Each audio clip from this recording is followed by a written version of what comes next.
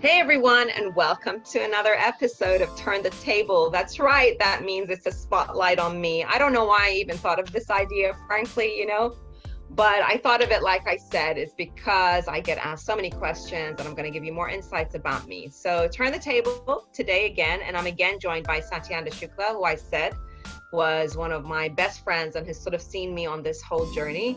And so today we have a whole bunch of other questions for you. So take it away, Sati. Lovely being here, Asal. So let's get on to the second episode of the Turn the Table, right? Yeah. So today the question is about leadership. You have been known about your leadership. You are considered to be a tough woman, but with an absolutely amazing heart, right? Wherever you have gone, people have loved you, right? And this has been I've also had a lot of haters, Sati. I've had a lot of people like me, but I'm sure there's a lot, but that's good. That's good. It's natural. But it's also the truth that the very same haters, probably after 5 or 10 years, have been your biggest promoters and lovers of you. So absolutely that's right. Also another yes. part of the story. Yes. Right? Absolutely. And you know what? I was thinking the other day that, as a matter of fact, I think I might interview a few of my haters. Yes. if they can accept to be interviewed, because I'll tell you what, one time I was actually having a conversation, and I won't mention the person, a phenomenal CEO of a really successful business. And when he was talking, he actually said something, and that's the first time I'd ever heard that. This was years ago, and I'm like, oh my God, this is genius. I think it was actually an event that he was talking, and he said something like, somebody asked him about, the success of his brand and how he did it and all of that. And then he replied and he said, as a matter of fact, I spend a lot of my time with my haters. And so everybody was like, what is that? And he said, and this was at the start of social media. So this was around like 2013. Yeah. Like when it was really taking off. And so everyone's like, well, what do you mean? He said, we have a lot of haters on Facebook, a lot of haters on Insta. And he said, I spend a lot of my time telling my marketing team to invite them. He happened to be in F&B. He had a really big restaurant chain. Right. And he said, and I spent a lot of time just meeting them or answering the haters' questions because they're the ones that matter to me most. So he's like, I'll put them on the spot and I want to see, why are you hating on me? Whether it's personal hate or whether it's, hate for my restaurant or my food, how do I make it better? And to your point, actually, it's phenomenal because he said a lot of them at the end of it, become our loyalists because they understand. Yeah. I said that's one of the reasons there is no one standard size of leadership. Leadership is different based on the situations and the people that you are with, right? And how you evolve as a person. Means I think it's an absolutely amazing, and it's important for the audience to know that I have known you, that you've been into an organization where for almost like 2.5 months, you have been literally on the flights traveling just to go and meet each and every individual in that organization and the impact that you've had it, right? And that's one of the reasons why. How would you define your leadership?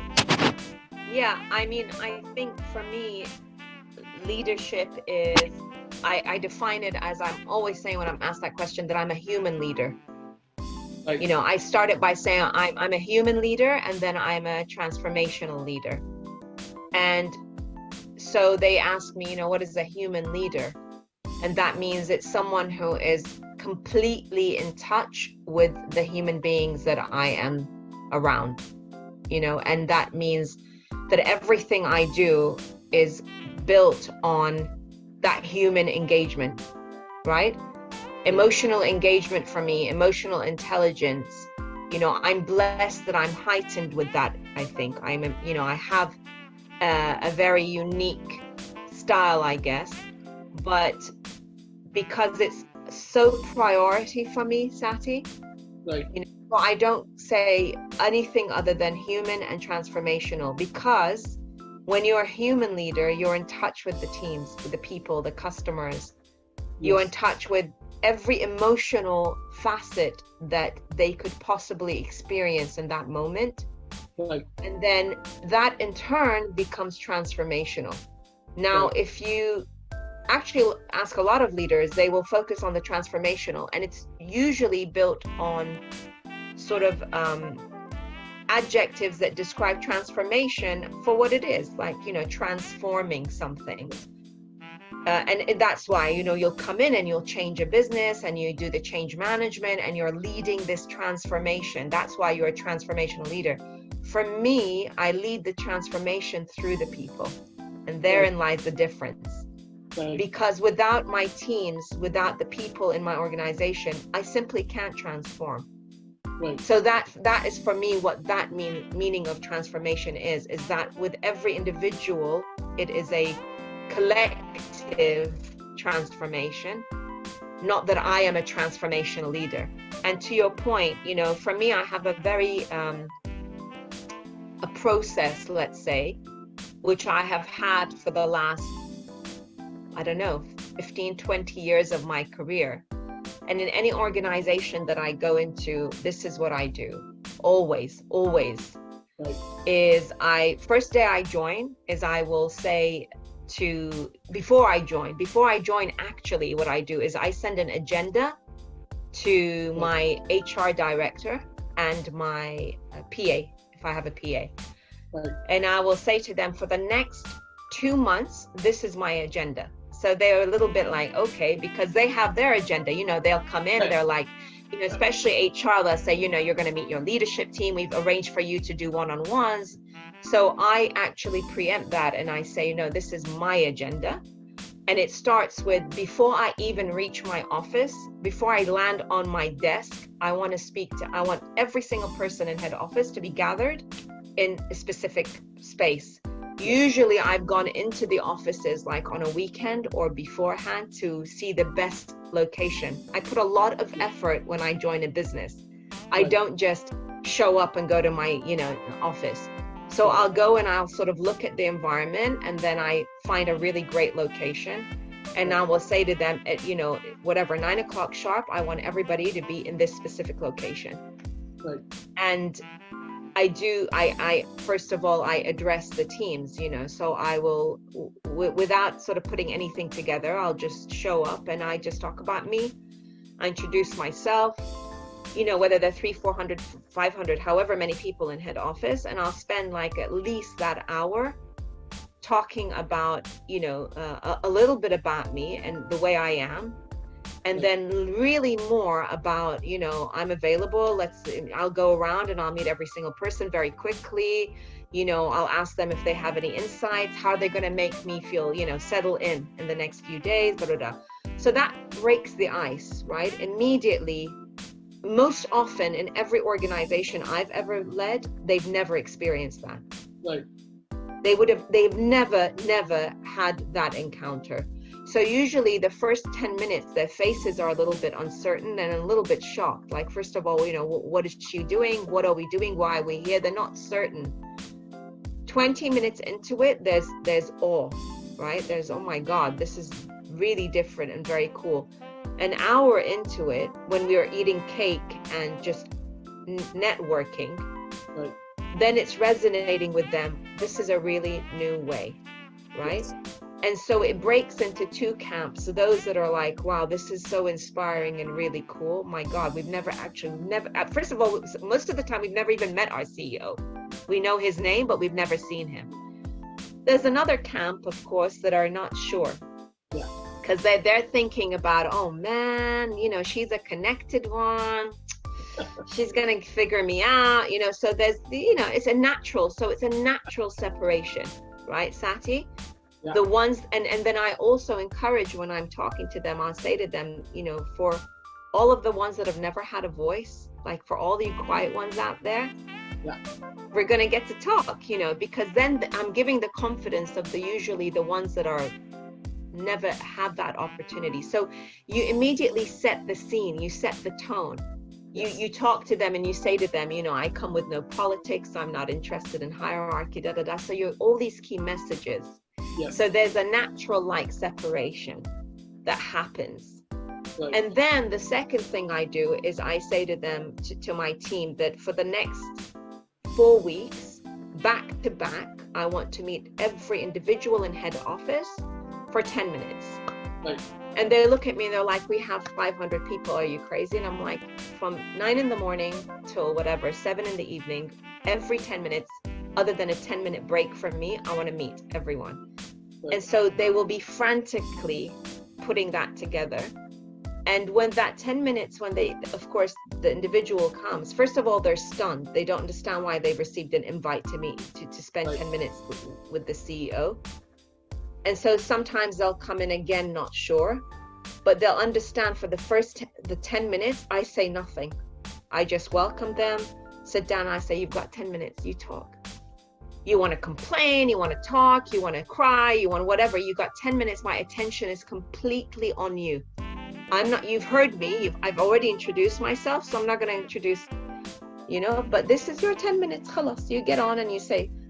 So again, the first few minutes, they're like, oh my gosh, sometimes they'll be like, my salary, my job. Most often or not, they're gushing, their feelings.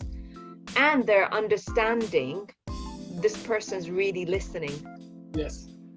So that you're building that trust, Sati. But it's only 10 minutes again. Yeah. It's not that long. Yeah, absolutely. But it's planting a seed of, actually, this was quite cool. It wasn't, I got to speak. She listened. Then if I'm doing in a role that is multiple countries, which often it is, after I do the 5 weeks, I then say to them, I now want to meet every individual in every single city, in every single country. And that's when they start to freak out and go, that's impossible. That means, you're on and off a flight, you're this. And I'll say no, because, they say you have this 90 days that you come as a leader. And usually they give you that to get to know the business, get to know the numbers, get to know whatever. Usually that's your kind of honeymoon. Yes. Well, I don't have a honeymoon because you know what? I know financials and I know that the foundation is there, but without getting into the psyche of the people and sort of, gaining their trust, there's no point. I could spend 90 days looking at every spreadsheet, but so then I'm on a plane, exactly to your point, and I've done that in ridiculous amount of time, back to back, exhausted. But then what I do, which is the surprise, is I get my leadership team with me. Yes. And they freaking, in the beginning, they are like, because that's it. I'm not doing the tour on my own. Yeah. Because I want to get to know my leadership, right? I'm going to travel with you. I'm the first thing you're going to see and the last thing you're going to see. We're going to talk. Yeah. I'm going to see those that are really very passionate and have a lot of knowledge. I'm going to see the ones on how they engage. But most importantly, I see the reaction of the teams to my leadership. Yes. That for me is it's gold, because when I see a team say to a director, my God, it's so lovely to meet you. Oh my gosh, I've never met you before. And I think, wow, you've been in this business 7 years. And this person is never, how on earth are you managing your product or your whatever it is? Right. So this moment is not only allowing me to meet every individual, because I genuinely, truly meet every single one, but it allows me this insight into how my business is structured, what communication has happened in that business, what level of trust my teams have towards a leadership team, what are the flaws. So what you get out of that is invaluable. And then when I finish my tour, Sati, and I get back, by then, people understand that's the kind of leader, and they know it's exhausting and they don't understand, how do you do it on and off, on and off, on and off.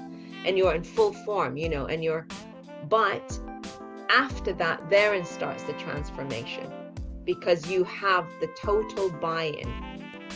And then it's a constant communication through newsletters, through videos that I send, through continuous regional tours, through being on the shop floor. It takes a lot of energy to do that. And it's much easier to go sit in your office, close your door, and be a CEO. It's much easier. It's very exhausting to do it my way. But then that is the way that when people then say, how do you do 300% profit? How do you turn around a business in 12 months? How can you do these exponential changes in such a small amount of time? Is because that much effort went into it, right? So that's the definition for me, human and transformational. If I would have to probably put it, I would just say you're the people first CEO.